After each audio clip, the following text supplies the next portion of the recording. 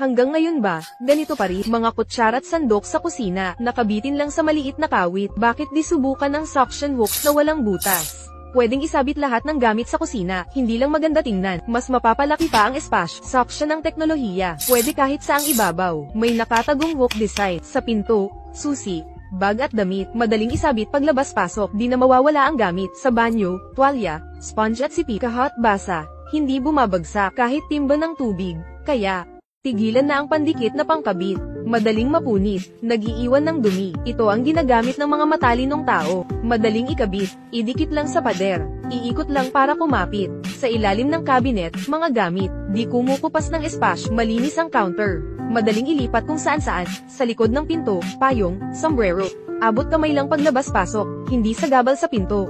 Sa banyo, sponge at tuwalya, mabigat man ang karga, di bumabagsak. Sa simpleng hook na ito, organisado na ang bahay ninyo. Bilhin na sa link sa ibaba. Hanggang ngayon ba, ganito pa rin mga kutsara at sandok sa kusina, nakabitin lang sa maliit na kawit, bakit di subukan ng suction hooks na walang butas? Pwedeng isabit lahat ng gamit sa kusina, hindi lang maganda tingnan, mas mapapalaki pa ang espace. Suction ng teknolohiya, pwede kahit saang ibabaw. May nakatagong hook design sa pinto, susi, bag at damit, madaling isabit paglabas-pasok, di na mawawala ang gamit sa banyo, tuwalya, sponge at sipi kahit basa, hindi bumabagsak kahit timba ng tubig, kaya tigilan na ang pandikit na pangkabit, madaling mapunit, nag-iiwan ng dumi. Ito ang ginagamit ng mga matalinong tao, madaling ikabit, idikit lang sa pader, iikot lang para kumapit. Sa ilalim ng cabinet, mga gamit, di kumukupas ng espace, malinis ang counter, madaling ilipat kung saan-saan, sa likod ng pinto, payong, sombrero.